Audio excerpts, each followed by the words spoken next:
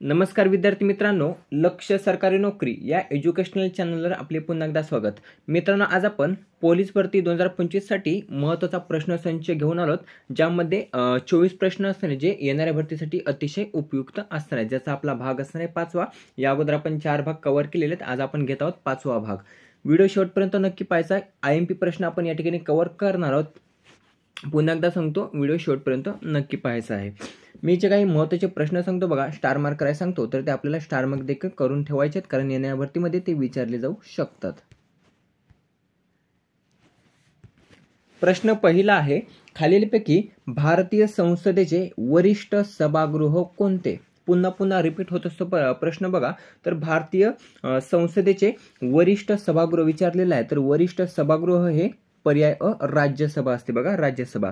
भारतीय संसदेचे वरिष्ठ सभागृह राज्यसभा असते आणि कनिष्ठ सभागृह हे लोकसभा असते.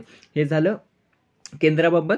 जर आपण राज्याचा विचार केला तर राज्य विधिमंडळाचे वरिष्ठ सभागृह कोणते असते? तर राज्य विधिमंडळाचे वरिष्ठ सभागृह असते विधान परिषद आणि कनिष्ठ सभागृह असते विधानसभा. दोन्ही आपण कव्हर केलेले आहेत. आता यांचे आपण अध्यक्ष पाहूया किंवा सभापती. तर राज्यसभेचे सभापती कोण आहेत? तर CP राधाकृष्णन. एक महत्त्वाचा पॉईंट स्टार मार्क करून ठेवायचा आहे. जे काही राज्यसभा असते बघा, राज्यसभा, तर राज्यसभेचे पदसिद्ध सभापती हे भारताचे उपराष्ट्रपती असतात. एक प्रश्न महत्त्वाचा जो पुन्हा रिपीट असतो, तर राज्यसभेचे पदसिद्ध सभापती हे भारताचे उपराष्ट्रपती असतात. झालं एवढं क्लिअर? आता सध्या कोण आहेत उपराष्ट्रपती? तर CP राधाकृष्णन हे भारताचे सध्याचे उपराष्ट्रपती आहेत, जे आता राज्यसभेचे पदसिद्ध सभापती आहेत. त्यानंतर लोकसभेचे अध्यक्ष कोण आहेत? तर ओम बिर्ला हे लोकसभेचे अध्यक्ष आहेत. महाराष्ट्राची विधानसभा आपण पाहिली तर महाराष्ट्राच्या विधानसभेचे अध्यक्ष आहेत राहुल नार्वेकर आणि विधान परिषदेचे अध्यक्ष आहेत राम शिंदे. झालं. आता आपण जागा पाहूया. विधान परिषदेच्या जागा किती आहेत? 78 आहेत बघा. 78. विधान परिषदेच्या जागा 78. विधानसभेच्या जागा आहेत 288 आणि लोकसभेच्या जागा आहेत 48. हे झालं महाराष्ट्राचं. राज्यसभेच्या जागा आपल्याला कमेंटमध्ये सांगायचं आहेत. दुसरा प्रश्न पाहूया. साहित्य अकादमीचा बाल साहित्य पुरस्कार 2025 हा कोणास प्रदान करण्यात आला? IMP स्टार मार्क करून ठेवायचा आहे. तर साहित्य अकादमीचा बाल साहित्य पुरस्कार 2025 हा नुकतंच पर्याय सुरेश सावंत. कोणाला? सुरेश सावंत यांना प्रदान करण्यात आलेला आहे. कोणत्या कादंबरीसाठी? तर आभाळमाया. आभाळमाया ही जी काही कादंबरी आहे बघा, तर या कादंबरीसाठी साहित्य अकादमीचा बाल साहित्य पुरस्कार हा सुरेश सावंत यांना नुकतंच प्रदान करण्यात आलेला आहे. जाहीर झाला होता जूनमध्ये, परंतु प्रदान हा आता करण्यात आलेला आहे. हे देखील लक्षात ठेवायचं आहे. त्यानंतर हे झालं बाल साहित्य पुरस्कार. जर आपण युवा साहित्य पुरस्कार पाहिला, युवा पुरस्कार, तर साहित्य अकादमीचा युवा पुरस्कार 2025 हा प्रदीप कोकरे यांना प्रदान करण्यात आलेला आहे. कोणास? प्रदीप कोकरे. कोणत्या कादंबरीसाठी? तर खोल खोल दुष्काळ डोळे. खोल खोल दुष्काळ डोळे या कादंबरीसाठी प्रदीप कोकरे यांना साहित्य अकादमीचा युवा पुरस्कार हा प्रदान करण्यात आला असून बाल साहित्य पुरस्कार हा सुरेश सावंत यांना आभाळमाया या कादंबरीसाठी प्रदान करण्यात आलेला आहे. तिसरा प्रश्न पाहूया. 2024 सालचा महाराष्ट्र भूषण पुरस्कार 2024 हा कोणास प्रदान करण्यात आला? तर 2024 सालचा महाराष्ट्र भूषण पुरस्कार हा नुकताचा पर्याय राम सुतार. लक्षात असू द्या, राम सुतार यांना प्रदान करण्यात आलेला आहे 2024 सालचा. 2025चा नाही तर 2024 सालचा आहे महाराष्ट्र भूषण पुरस्कार, जो 2025 मध्ये प्रदान करण्यात आलेला आहे. आता कितवा आहे? तर 19वा आहे. 19वा महाराष्ट्र भूषण पुरस्कार आहे, जो राम सुतार यांना प्रदान करण्यात आलेला आहे. जर आपण व्यक्तिशः पाहिलं, व्यक्तिशः, तर व्यक्तिशः प्राप्त करणारे 21वे आहेत. राम सुतार हे 21वे व्यक्ती आहेत. कितीवे? 31वे. पुरस्कार आहे 19वा, परंतु व्यक्तिशः जर आपण पाहिले तर ते आहेत 21वे. झालं व्हिडिओ क्लिअर? हे कोण आहेत? तर प्रसिद्ध वास्तुविशारद आहेत बघा, जे जगातील सर्वात उंच मूर्ती आहे बघा, statue of unity. Sardar Vallabhbhai Patel यांचा पुतळा 182 मीटर उंचीचा आहे बघा. तर त्याचं काम जे काय आहे बघा, तर ते सर्व यांनी केलेलं. कोणी? रामू सुतार यांनी. तसेच महत्त्वाचे काही पुतळे आहेत बघा. तसंच छत्रपती शिवाजी महाराजांचा पुतळा, छत्रपती संभाजी महाराजांचा पुतळा महाराष्ट्रातील, तर हे सर्व यांनीच घडवलेले आहेत. त्यांना महत्त्वाचे पुरस्कार देखील प्राप्त आहेत, ते आपण इथे थोडक्यात कव्हर करून घेऊया. 1999 साली त्यांना पद्मश्री पुरस्कार प्राप्त झाला होता. 2016 साली त्यांना टागोर पुरस्कार प्राप्त झाला होता आणि 2016 साली पद्मभूषण हा देखील पुरस्कार त्यांना प्राप्त झाला होता. लक्षात असू द्या. इतिहास कव्हर करून घेऊया थोडक्यात. महाराष्ट्र भूषण पुरस्काराची सुरुवात 1996 साली झाली. केव्हा? 1996 साली. पहिला पुरस्कार हा पुरुषोत्तम लक्ष्मण देशपांडे यांना प्रदान करण्यात आला होता आणि प्रथम महिला कोण आहेत हा पुरस्कार प्राप्त करणाऱ्या? तर लता मंगेशकर आहेत. एकूण 4 महिलांना हा आतापर्यंत पुरस्कार प्राप्त झालेला. लक्षात असू द्या. प्रथम महिला आहेत लता मंगेशकर.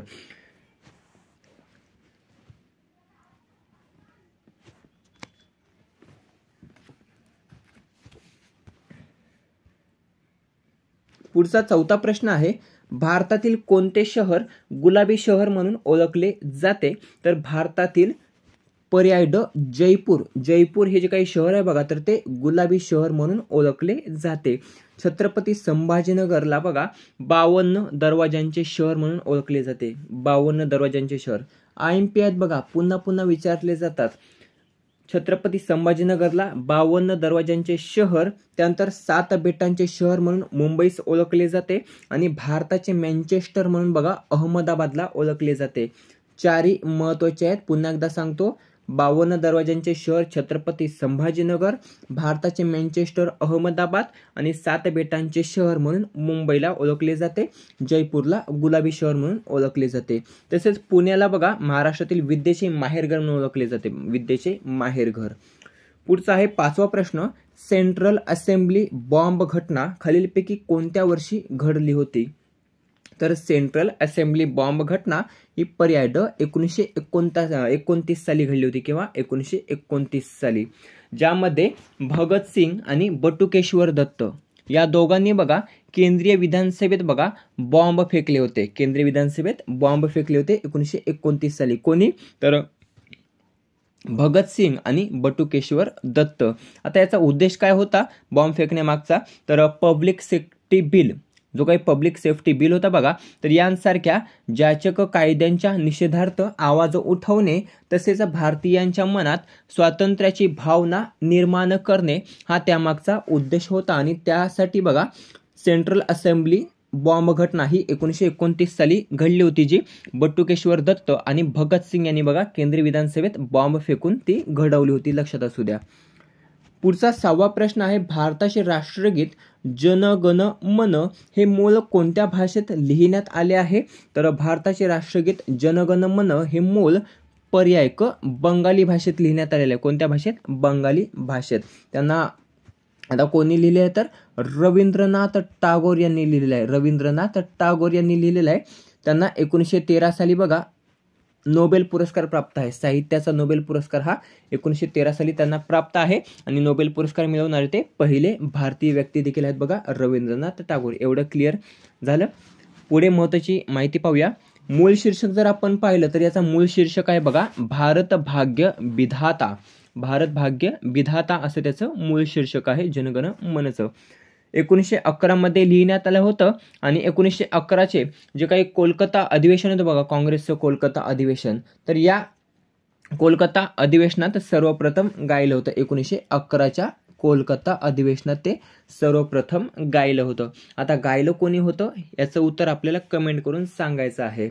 स्वीकार केव्हा करण्यात आलं? तर संविधान सभेने 24 जानेवारी 1950 ला बघा भारताचे राष्ट्रगीत म्हणून जनगण मनला स्वीकारण्यात आलं होतं. केव्हा? 24 जानेवारी 1950 ला. पुढचा प्रश्न आहे 7वा, भारतात कोणता दिवस राष्ट्रीय हिंदी दिवस म्हणून साजरा केला जातो? तर भारतामध्ये 14 सप्टेंबर हा जो काही दिवस आहे बघा, तर तो हिंदी दिवस म्हणून साजरा करण्यात येतो. केव्हा? 14 सप्टेंबरला. याचं कारण असं की 14 सप्टेंबर 1949 साली 14 सप्टेंबर 1949 साली संविधान सभेने बघा हिंदी भाषेला राजभाषेचा दर्जा हा दिला होता केव्हा? 1949 साली, 14 सप्टेंबर 1949 साली हिंदी भाषेला भारताचा राजभाषेचा दर्जा हा मिळाला होता. आणि त्याच कारणाने बघा 14 सप्टेंबर हा जो काही दिवस आहे तर तो आता हिंदी दिवस म्हणून साजरा केला जातो. भारतात सर्वाधिक बोलली जाणारी भाषा जर आपण पाहिली तर ती आहे बघा हिंदी. लक्षात असू द्या हिंदी. आपल्या मराठीचा कितवा क्रमांक येतो? तर तिसरा येतो बघा, तिसरा. पुढचा आहे प्रश्न, भारताचे प्रथम मुस्लिम राष्ट्रपती खालीलपैकी कोण आहेत? तर भारताचे प्रथम मुस्लिम राष्ट्रपती आहेत बघा, पर्याय ड, झाकीर हुसेन. झाकीर हुसेन बघा भारताचे प्रथम मुस्लिम राष्ट्रपती आहेत. भारताचे प्रथम मुस्लिम शिक्षण मंत्री जर आपण पाहिले तर मौलाना अबुल कलाम आझाद हे बघा भारताचे प्रथम मुस्लिम शिक्षण मंत्री आहेत. तसेच स्वतंत्र भारताचे पहिले शिक्षण मंत्री कोण होते? तर मौलाना अबुल कलाम आझाद. हा देखील प्रश्न परीक्षेमध्ये पडलेला आहे. पुढचा आहे प्रश्न 9वा, जगातील सर्वात उंच रेल्वे ब्रिज कोणत्या नदीवर आहे? तर जगातील सर्वात उंच रेल्वे ब्रिज हा पर्याय क, चिनाब नदीवर आहे. कोणत्या नदीवर आहे? चिनाब नदीवर. त्या ब्रिजचं नाव काय आहे? तर चिनाब ब्रिज. लक्षात असू द्या चिनाब ब्रिज असं त्या ब्रिजचं नाव आहे. आणि हे कोणत्या केंद्रशासित प्रदेशामध्ये उभारण्यात आलेलं आहे? तर जम्मू आणि काश्मीर या केंद्रशासित प्रदेशामध्ये बघा जगातील सर्वात उंच रेल्वे ब्रिज चिनाब ब्रिज हा बांधण्यात आलेला आहे. त्याचं उद्घाटन नरेंद्र मोदी यांच्या हस्ते पार पडलं होतं. हे देखील लक्षात ठेवायचं आहे. उंची आपण पाहिली तर 359 मीटर एवढी त्याची उंची आहे. आणि फुटामध्ये आपण पाहिलं तर 1178 फूट एवढी त्याची उंची आहे. मीटर आणि फूट दोन्ही लक्षात ठेवायचे आहेत. कधी कधी आपण बघा प्रश्न विचारला जातो मीटरमध्ये आणि उत्तर देऊन जातो आपण फुटामध्ये. त्यासाठी नीट प्रश्न नीट वाचायचा आहे. आणि मीटरमध्ये विचारले तर मीटरची उंची आणि फुटांमध्ये विचारले तर फुटांची उंची आपल्याला द्यायची आहे. 359 मीटर एवढी त्याची उंची आणि फुटांमध्ये 1178 फीट. 10वा प्रश्न आहे, भारतीय जनता पार्टीची स्थापना कोणत्या वर्षी करण्यात आली होती? सध्या बीजेपी हे ट्रेंडिंग टॉपिक आहे. सो भारतीय जनता पार्टीची स्थापना संस्थापक विचारले जाऊ शकतात. तर भारतीय जनता पार्टीची स्थापना ही 1980 साली झाली होती. केव्हा? 1980 साली. आता कोणी केली होती? तर अटल बिहारी वाजपेयी आणि लालकृष्ण अडवाणी यांनी बघा 1980 साली भारतीय जनता पार्टीची स्थापना ही केली होती. म्हणजेच सध्याची बीजेपी, इंग्लिशमध्ये बीजेपी शॉर्टमध्ये भारतीय जनता पार्टी. सध्या अध्यक्ष कोण आहेत? तर जे.पी. नड्डा आहेत बघा. भारतीय जनता पार्टीचे सध्याचे अध्यक्ष आहेत जे.पी. नड्डा. हे देखील लक्षात ठेवायचं आहे. शिवसेनेची स्थापना झाली होती बघा 1966 साली शिवसेनेची स्थापना. पुढचा 11वा प्रश्न आहे, भारतात एक काँग्रेसची स्थापना जर आपण विचार केला तर 1885 साली ॲलन ह्यूम यांनी केली होती. 1885 साली. भारतात प्रोजेक्ट टायगरची सुरुवात कोणत्या वर्षी करण्यात आली होती? तर भारतात प्रोजेक्ट टायगरची सुरुवात ही पर्याय ब 1973 साली करण्यात आली होती. केव्हा? 1973 साली. पुढचा आहे प्रश्न, पूर्वेकडील ऑक्सफर्ड म्हणून खालीलपैकी कोणत्या जिल्ह्याला ओळखले जाते? तर पूर्वेकडील ऑक्सफर्ड म्हणून पर्याय ड पुणे या जिल्ह्याला ओळखले जाते. कोणत्या जिल्ह्याला? पुणे या जिल्ह्याला. त्यानंतरचा प्रश्न आहे, क्षेत्रफळाच्या दृष्टीने भारतातील 3ऱ्या क्रमांकाचे सर्वात मोठे राज्य कोणते आहे? आता प्रश्न IMP आहे कारण प्रश्न डायरेक्ट वेगळ्या पद्धतीने विचारलेला आहे. क्षेत्रफळाच्या दृष्टीने भारतातील 3ऱ्या क्रमांकाचे सर्वात मोठे राज्य. कधी कधी प्रश्न विचारला जातो क्षेत्रफळाच्या दृष्टीने महाराष्ट्राचा कितवा क्रमांक लागतो असा प्रश्न विचारला जातो. आपण उलट केलेला आहे. तर महाराष्ट्राचा बघा 3रा क्रमांक लागतो. कितवा? 3रा क्रमांक. म्हणजेच आपलं उत्तर असणार आहे महाराष्ट्र. क्षेत्रफळाच्या दृष्टीने भारतातील 3ऱ्या क्रमांकाचे राज्य जर आपण पाहिलं तर ते आहे बघा महाराष्ट्र. प्रथम क्रमांकावर येतं मध्य प्रदेश, सेकंड क्रमांकावर येतं प्रथम क्रमांकावर राजस्थान, सेकंड क्रमांकावर मध्य प्रदेश, थर्ड क्रमांकावर आपला महाराष्ट्र आणि 4था क्रमांक येतो उत्तर प्रदेशचा. 5वा जर आपण पाहिला तर गुजरात हा 5वा राज्य आहे क्षेत्रफळाच्या दृष्टीने. सर्वात लहान राज्य आहे गोवा. भारतातील सर्वात लहान राज्य आहे गोवा. केंद्रशासित प्रदेश लक्षद्वीप. लक्षात असू द्या. सर्वात मोठे केंद्रशासित प्रदेश कोणते? कमेंट करून सांगायचं आहे. आता महाराष्ट्र जर आपण क्षेत्रफळ पाहिलं तर महाराष्ट्राचं एकूण क्षेत्रफळ आहे बघा 3,07,713 चौरस किमी. किती? 3,07,713 चौरस किमी. हा प्रश्न पुन्हा पुन्हा विचारण्यात येतो, त्यासाठी लक्षात ठेवायचे 3,07,713 एवढं चौरस किमी क्षेत्रफळ आपल्या महाराष्ट्राचं आहे. 720 किलोमीटर लांबीची समुद्र किनारपट्टी देखील आपल्याला लाभलेली आहे. किती? 720 किलोमीटर लांबीची. जर आपण एकूण क्षेत्रफळ पाहिलं भारताचं तर त्या एकूण क्षेत्रफळाच्या 9.36% क्षेत्रफळ आपल्या महाराष्ट्राने व्यापलेलं आहे. किती? 9.36%. 14वा प्रश्न आहे, भारताचा पहिला संपूर्ण साक्षर केंद्रशासित प्रदेश कोणता ठरला आहे? तर भारतातील पहिला संपूर्ण साक्षर केंद्रशासित प्रदेश ठरलेला आहे पर्याय अ लडाख. हा बघा भारताचा पहिला संपूर्ण साक्षर केंद्रशासित प्रदेश ठरलेला आहे. हे झालं केंद्रशासित प्रदेशाबाबत. राज्य आपण पाहिलं तर भारताचे प्रथम संपूर्ण साक्षर राज्य आहे बघा मिझोरम. मिझोरम हे पहिले संपूर्ण साक्षर राज्य आहे. त्यानंतर दुसऱ्या क्रमांकावर येतो गोवा, तिसऱ्या क्रमांकावर येतो त्रिपुरा आणि चौथा क्रमांक येतो हिमाचल प्रदेशचा. चारही राज्य आपल्याला लक्षात ठेवायचे आहेत. जोड्या लावांमध्ये प्रश्न विचारला जाऊ शकतो. त्यानंतर त्याचा प्रश्न आहे, सर्वाधिक लोकसंख्येच्या बाबतीत महाराष्ट्राचा देशात कितवा क्रमांक लागतो? तर सर्वाधिक लोकसंख्येच्या बाबतीत महाराष्ट्राचा देशात दुसरा क्रमांक लागतो. कितवा? दुसरा क्रमांक लागतो. आता पहिला कोणता लागतो? तर उत्तर प्रदेश. उत्तर प्रदेशचा लागतो प्रथम क्रमांक. 16वा प्रश्न आहे, अंतराळ स्थानकात जाणारे पहिली भारतीय महिला खालीलपैकी कोण आहे? तर अंतराळ स्थानकात जाणारी पहिली भारतीय महिला विचारलेला आहे. महिला तर कोण आहे? पर्याय ड कल्पना चावला. कल्पना चावला ही बघा अंतराळ स्थानकात जाणारी पहिली भारतीय महिला आहे. लक्षात असू द्या, कल्पना चावला. केव्हा गेली होती? 19 नोव्हेंबर 1997 साली बघा कल्पना चावला ह्या अंतराळात गेल्या होत्या आणि त्या ठरल्या होत्या अंतराळात जाणाऱ्या पहिल्या भारतीय महिला. कोलंबियाच्या STS-87 या उड्डाणातून ज्यांचं उड्डाण हे सुरू झालं होतं आणि त्या ठरल्या होत्या प्रथम महिला. लक्षात असू द्या. जर आपण पुरुषांबाबत पाहिलं तर राकेश शर्मा,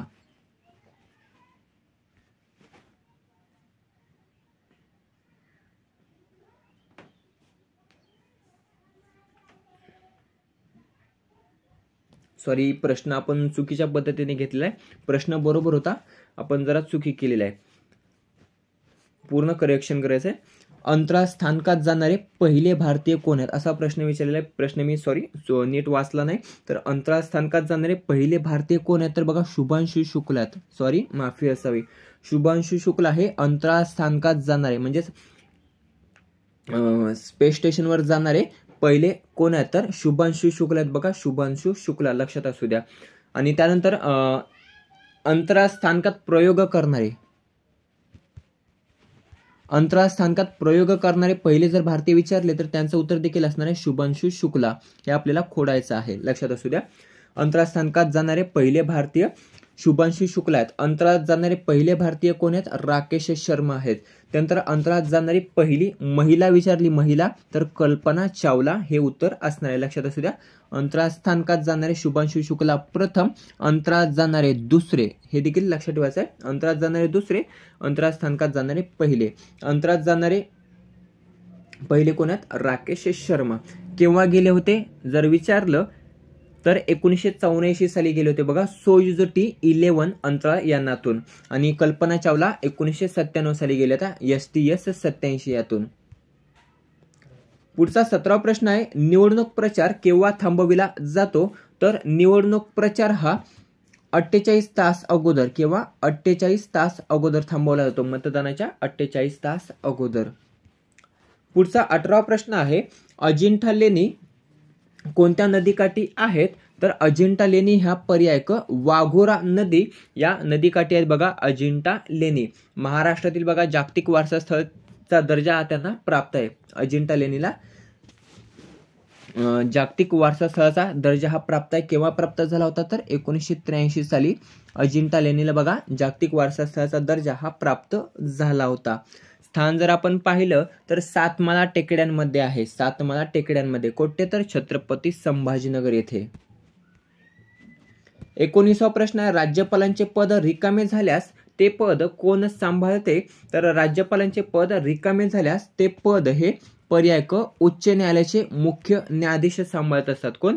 उच्च न्यायालयाचे मुख्य न्यायाधीश. सध्या कोण आहेत? कमेंट करून सांगायचं आहे. पुढचा प्रश्न आहे, भारतातील सर्वात तरुण आमदार खालीलपैकी कोण बनली आहे? तर भारतातील सर्वात तरुण आमदार बनलेले आहे पर्याय ब मैथिली ठाकूर. मैथिली ठाकूर ही बघा 11,000च्या फरकाने बघा भारतातील सर्वात तरुण आमदार बनलेली आहे. अगोदर कोण होते? रोहित आर पाटील होते, कवठ्या महाकाळ मतदारसंघ, तर ते होते. त्यानंतर आता याला मागे टाकत मैथिली ठाकूर ही भारतातील सर्वात तरुण आमदार बनलेली आहे. मतदारसंघ विचारला तर अलीनगर बिहार हा त्यांचा मतदारसंघ असून बीजेपी या पक्षातून त्या निवडून आलेल्या आहेत. बीजेपी. 21वा प्रश्न आहे, डॉक्टर बाबासाहेब आंबेडकर यांच्या समाधी स्थळाचे नाव काय आहे? तर चैत्यभूमी असं बघा डॉक्टर बाबासाहेब आंबेडकर यांच्या समाधी स्थळाचं नाव आहे. पुढचा आहे प्रश्न, दुरुस्ती विधेयकावरील संयुक्त संसदीय समितीचे अध्यक्ष कोण बनले आहेत? तर पर्याय ड अपराजिता सारंगी. अपराजिता सारंगी या दुरुस्ती विधेयकावरील संयुक्त संसदीय समितीच्या अध्यक्ष बनलेल्या आहेत. एक महत्त्वाचा प्रश्न लक्षात ठेवायचा आहे, जेव्हा बघा वक्फ बिल 2025 सादर करण्यात आलं होतं बघा, वक्फ बिल 2025, तर या वक्फ बिल 2025ला बघा जेपीसी समिती नेमण्यात आली होती आणि त्यावेळी जेपीसी समितीचे अध्यक्ष म्हणजेच संयुक्त संसदीय समितीचे अध्यक्ष कोण होते? तर जगदंबिका पाल होते बघा, जगदंबिका पाल. 23वा प्रश्न आहे, भारतातील पहिला क्वांटम डायमंड मायक्रोसॉफ्ट कोणत्या संस्थेने विकसित केला आहे? पर्याय ड IIT बॉम्बेने विकसित केलेला आहे. त्यानंतर शेवटचा प्रश्न आहे, 2027 मध्ये होणारी COP32चं आयोजन कोठे करण्यात येणार आहे? तर पर्याय ब इथिओपिया या ठिकाणी 2027 मध्ये COP32चं आयोजन हे करण्यात येणार आहे. आता आपण 26 न घेता 25 न घेता डायरेक्ट 27 का घेतलेला आहे? तर लक्षात असू द्या, महत्त्वाचं आहे बघा. 25ची पार पडली आहे बेलम शहर ब्राझील या ठिकाणी. केव्हा? 25ची. कितवी होती? COP30 होती. COP30 ही झाली 25ची होती. 26ला येणार आहे COP31 जिचं आयोजन अजून फिक्स झालेलं नाही. कारण बघा ऑस्ट्रेलिया आणि तुर्की हे जे काही दोन देश आहेत बघा, तर त्यांच्यामध्ये अंतर्गत वाद निर्माण झालेला आहे. दोन्ही देश सांगतात की COP31चं जे काही आयोजन आहे बघा, तर ते त्यांच्या देशात व्हावं, त्यासाठी दोघांमध्ये वाद सुरू आहे. त्यासाठी अजून त्याचं ठिकाण हे फिक्स झालेलं नाही, परंतु इथिओपिया COP32चं आयोजन हे करण्यात येणार असून ते ठिकाण आता फिक्स झालेलं. त्यासाठी आपण डायरेक्ट 2027चा COP32चं आयोजन हे आपण इथे कव्हर केलेलं आहे. COP33चं आयोजन हे आपल्या भारतात होणार आहे. COP33चं आयोजन केव्हा आयोजित करण्यात येणार आहे? तर 2028 साली COP33 ही आपल्या भारतात आयोजित करण्यात येणार आहे. हे लक्षात ठेवायचं आहे. मित्रांनो, व्हिडिओ कसा वाटला कमेंट करून नक्कीच सांगायचं आहे. व्हिडिओ आवडला असेल तर मित्रांसोबत जास्तीत जास्त शेअर करायचा आहे. आज आपण पाहिलेला आहे भाग 5. आता इथून पुढे आपण असेच महत्त्वाचे भाग येणाऱ्या पोलीस भरतीसाठी आणि तलाठी भरतीसाठी कव्हर करणारच आहोत. व्हिडिओ कसा वाटला कमेंट करून नक्की सांगायचं. व्हिडिओ आवडला असेल तर मित्रांसोबत जास्तीत जास्त शेअर करायचा आहे. याचा PDF हा टेलिग्रामवर अपलोड केला जाईल, त्या ठिकाणी तुम्ही तो पाहू शकता. भेटूया पुढच्या भागामध्ये. धन्यवाद.